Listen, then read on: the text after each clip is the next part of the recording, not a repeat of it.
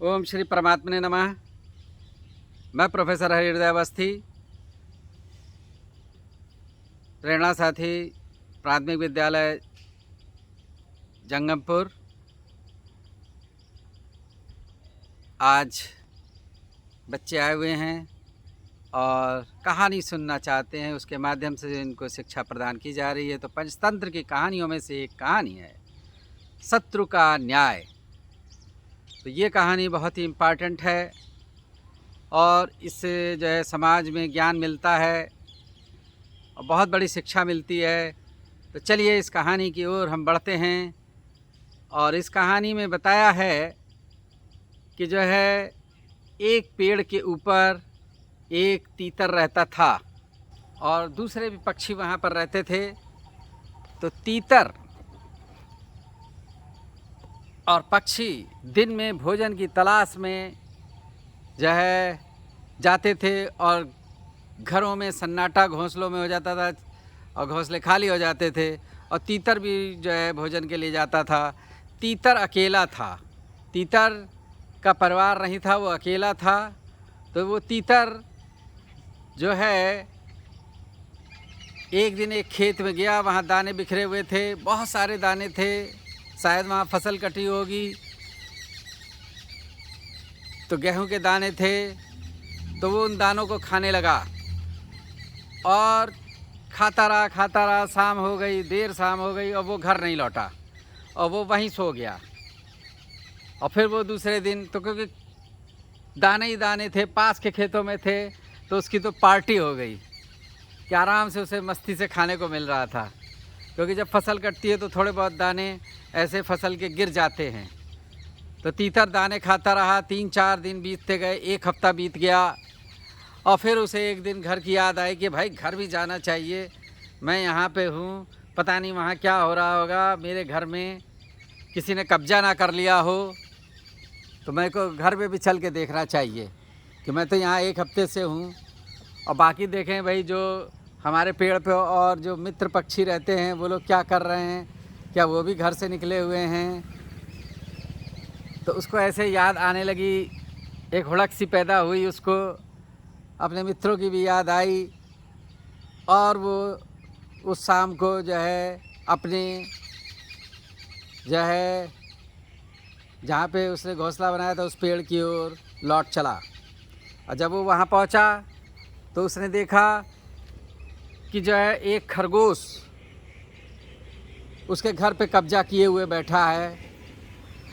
जहाँ वो रहता था उसमें तो खरगोश रह रहा था। तो उसने खरगोश से कहा कि भाई ये तो मेरा घर है और तुम इसमें क्यों रह रहे हो और कैसे रह रहे हो, निकलो बाहर। तो खरगोश ने कहा नहीं, मैं तो यहाँ पहले से हूँ और कई दिनों से हूँ और तुम होते तो आते ना, मैं तो इतने दिनों से यहाँ पे रह रहा हूँ और जो है क्या प्रमाण है कि ये तुम्हारा घर है। तो कहने लगा मैंने बनाया है, तुमने तो इस घर को नहीं बनाया है, मैंने अपने हाथों से बनाया है, मेहनत से बनाया है और समय लगाया है कीमती, और तुम मेरे बने बनाए घर में आके कब्जा बना रहे हो और मेरे से झगड़ा कर रहे हो। ऐसा दोनों में। और तो खरगोश मानने को तैयार नहीं हुआ।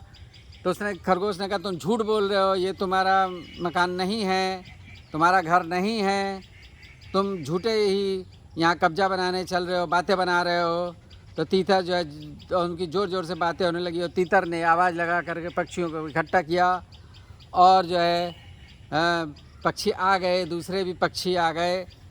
तो दोनों लड़ रहे थे, दोनों कह रहे थे कि मेरा मकान है, मेरा मकान है, और ये झूठ बोल रहा है, ये झूठ बोल रहा है, एक दूसरे पे झूठ के आरोप लगा रहे थे।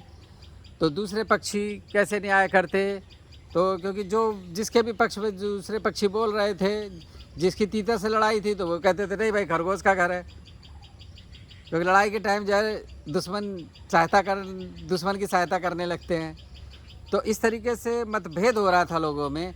सारे एक मत से ये नहीं कह पा रहे थे कि किसका घर है, खरगोश का घर है कि तीतर का। तो कोई पक्का फैसला नहीं हो पा रहा था और दोनों में लड़ाई बढ़ रही थी। तो उन्होंने कहा चलो भाई ऐसा है कि हम लोग कोई किसी को पंच बना लेते हैं जो फैसला करे।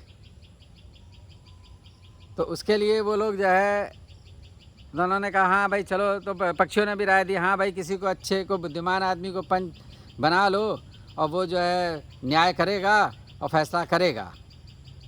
तो वो चले उनके दिमाग में एक बात आई कि देखो, और पक्षियों ने भी राय दी कि भाई वहाँ पे एक बिल्ला रहता है थोड़ी दूर पे, और वो जो है बहुत शक्तिशाली भी है और बहुत बुद्धिमान भी है, चालाक भी है, तो चलो उसको बना लेते हैं। लेकिन दोनों के दिमाग में एक बात ये भी आई, खरगोश के भी और तीतर के भी, कि वो हमारा पुश्तैनी मतलब ख़ानदानी यानी कि जन्मजात हमारे बाबा पर बाबा और सबसे दुश्मन भी है, कि उससे हमारी दुश्मनी भी है। तो वो जो थोड़ा आगे बढ़े, और ये जब बिल्ला जो छुपा हुआ था तो उन्होंने ये आवाज़ें इनकी सुन ली, तो कहने लगे बिल्ले के पास जाएंगे तो बिल्ला जो है हमको नुकसान भी कर सकता है। लेकिन जब सबकी राय बनी कि भाई बिल्ले ही बुद्धिमान है, वही फैसला कर सकता है, जज बन सकता है, न्याय वही करेगा, तो बिल्ले ने जब ये बातें सुन ली तो उसने कहा हम जो है साधु संत बन जाते हैं, महात्मा, क्योंकि महात्माओं पे कोई शक नहीं करता है। तो झूठे आजकल जैसे झूठे महात्मा संत बन जाते हैं, कपड़े पहन के रंग गेरुआ वस्त्र धारण कर लिए, तिलक लगा लिया, ऐसे ही बिल्ले ने कर लिया।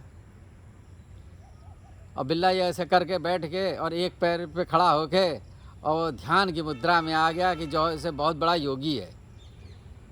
और वो जो है दोनों उसके पास पहुँचे, तो उसके पास जब वो दूर से देखे कि ये तो जो है भाई कोई साधु महात्मा योगी लग रहा है, तो चलो इससे कोई ख़तरा नहीं है।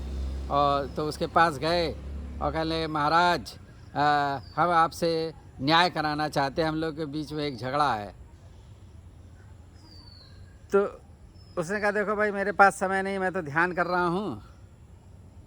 तो उसने कहा नहीं नहीं आप कर दीजिए फैसला। तो उन्होंने कहा अच्छा ठीक है, सुनाओ अपनी अपनी बातें। तो दोनों ने अपनी अपनी बातों को रखा और दोनों ने एक दूसरे पे झूठ का प्रत्यारोप करा कि ये झूठा है, ये झूठा है, मकान मेरा ही है, घर मेरा ही है। तो घर का झगड़ा उन्होंने इस तरीके से बताया। तो तीतर कह रहा था कि उस घर को मैंने पहले से बनाया था, मैं रहता था, मैं 6-7 दिन के लिए बाहर काम पे चला गया और मैं घर नहीं लौट पाया और उन्होंने कब्जा कर लिया और जो है अब ये खाली नहीं करके दे रहा। जैसे भू माफिया मकानों पे कब्जा कर लेते हैं, आप लोगों ने आजकल सुना होगा कि ज़मीन खाली पाई, मकान खाली पाया, तो जो है उसमें भू माफिया और जो दूसरा बैड एलिमेंट है वो कब्जा कर लेता है, फिर वो खाली नहीं करता। तो तीतर का तो ये आरोप था और खरगोश का ये था कि कब्जा मेरा है और इसलिए मकान मेरा है और मैं 7 दिन से इसमें रह रहा हूँ, ये रहता होता तो मैं कब्जा ही कैसे कर पाता, मैं उसमें घुस कैसे पाता। तो इसका झूठा आरोप है। तो इस तरीके से वो एक दूसरे पे आरोप लगा रहे थे। तो बिल्ले ने सोचा कि भाई ये तो जो है अच्छा शिकार फंसा है, तो अब इनका शिकार करना चाहिए। तो वो इस मूड को तो पहले ही बना चुका था, तभी उसने साधु संत का जो है वो रूप धारण कर लिया था। तो बिल्ले ने कहा देखो भाई मेरे को कान में सुनाई नहीं देता, पता नहीं तुम लोग क्या बात कर रहे हो, क्या कह रहे हो, मैं ठीक से समझ नहीं पाया हूँ और मेरे को दिखाई भी कम देता है, अब मैं बहुत बुढ़ा हो गया हूँ। तो तुम लोग थोड़ा और पास आओ और अपनी बात को फिर से बताओ, तब मैं कुछ फैसला कर पाऊँगा। मैं पूरी बात तुम लोग की समझ नहीं पाया, थोड़ा पास में आओ और पास आओ तब मैं, और ज़रा ज़ोर से बोलो, कान से मेरे को कम सुनाई देता, कान के पास आओ और फिर सुनाओ। तो दोनों जो है बिल्ले के पास खरगोश और तीतर उसके और नज़दीक चले गए, बिल्कुल उसके शरीर के पास पहुंच गए, छूने की स्थिति से में। तो बिल्ला बड़ा चालाक था, उसे धड़ से जो है तीतर को अपने मुंह में दबाया और खरगोश को पंजों में, और तीतर को भी खा गया और यह खरगोश को भी खा गया, मार डाला और उसके पेट में चले गए। वो तीतर भी उसके पेट में और खरगोश के भी उसके पेट में। अब तीतर और खरगोश का घर बिल्ले का पेट था। जिस घर के लिए वो लड़ रहे थे वो घर नहीं था अब उनका घर हो गया बिल्ले का पेट। तो इस तरीके से जो दोनों की लड़ाई थी, उस लड़ाई में एक तीसरे को फ़ायदा मिला, बिल्ले को। तो बच्चों, घर का झगड़ा है, ज़मीन का झगड़ा है, जायदाद का झगड़ा है, बाहर लोग काम करने चले जाते हैं, इस बीच दूसरे लोग कब्जा कर लेते हैं। ये कहानियाँ नित्य प्रति आ रही हैं और शहरों में ये दुर्घटनाएं हो रही हैं। तो जो इस कहानी में जो चीज़ आई वो यही आई कि बिल्ले ने उन दोनों को मार डाला जो एक दूसरे पे आरोप लगा रहे थे।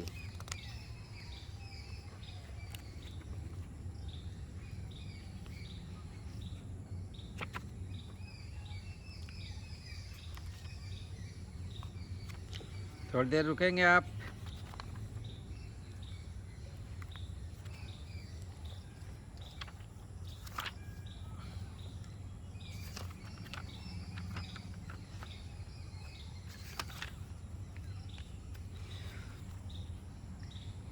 तो इस कहानी से बच्चों क्या शिक्षा मिलती है वो मैं आपको बताता हूँ। झगड़े के निपटारे के लिए शत्रु के पास नहीं जाना चाहिए, क्योंकि जो आपका पहले से पक्का शत्रु है वो निश्चित रूप से आपको नुकसान पहुँचाएगा। खरगोश और तीतर का वो ख़ानदानी दुश्मन था बिल्ला, इसलिए उसने अपनी दुश्मनी निकाल के उनको मार दिया। पुश्तैनी शत्रु के ऊपर कभी विश्वास नहीं करना चाहिए, वो धोखा अवश्य देता है। और धूर्त लोग बड़ी सरलता से सरल हृदय लोगों को कपट जाल में फंसा लिया करते हैं, क्योंकि बिल्ला धूर्त था, उसने ढोंग किया कि वो संत है कि महात्मा है। तो कहीं इस कहानी से शिक्षा मिली कि शत्रु के पास कभी भी न्याय के लिए नहीं जाना चाहिए।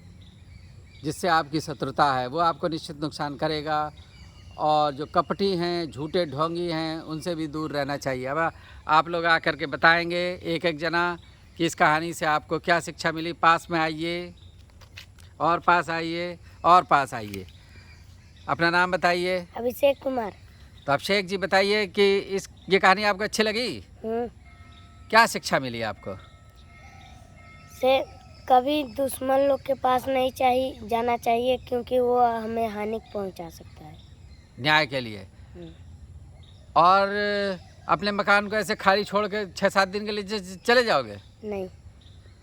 तो अपने मकान पे रोज आना भी चाहिए, वरना कोई दूसरा कब्जा कर लेगा। कभी भी अपने मकान को कई दिन तक खाली नहीं छोड़ना चाहिए, उससे चोरी भी हो सकती है और मौका पाके दूसरा कब्जा भी कर सकता है। जैसे कि तीतर के घर को खरगोश ने कब्जा कर लिया। तो दूसरी शिक्षा ये भी है, अपने मकान को कभी खाली नहीं छोड़ना चाहिए। और आप स्वस्थ हैं? ठीक है, चलिए बैठिए। धन्यवाद। आइए, आपका क्या नाम है? दीपक। दीपक जी। दीपक जी, आपको ये कहानी कैसी लगी? अच्छी। तो इस कहानी से क्या शिक्षा मिली आपको? दूसरे की झूठी इल्जाम में दोस्ती ना करनी चाहिए। हाँ, तो शत्रुओं से न्याय कराने के लिए नहीं पहुँचेंगे, और एक दूसरे पे झूठा आरोप नहीं लगाएंगे, और झूठा कब्जा नहीं करेंगे। और घर को खाली छोड़ के ऐसे कई दिन के लिए चले जाओगे? नहीं। घर को खाली छोड़ने के बाद कोई दूसरा कब्जा कर सकता है ना। हाँ। और फिर झगड़ा होगा बिना मतलब का। तो आपको अपने घर में किसी ना किसी को रहना चाहिए, और घर छोड़ के लिए कि घर में कोई ना हो और आप बहुत दिन के लिए जा सकते हैं क्या? नहीं। तो ठीक है, और आप स्वस्थ रहें, खुश रहें। चलिए बैठिए।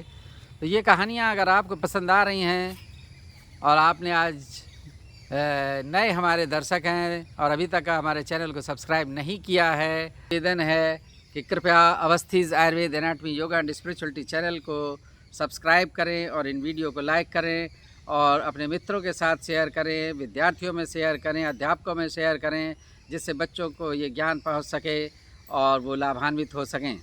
और ये है निस्वार्थ और निष्काम कर्म भावना से आपको जो ज्ञान दिया जा रहा है, कृपया उसको अन्य लोगों से शेयर करें।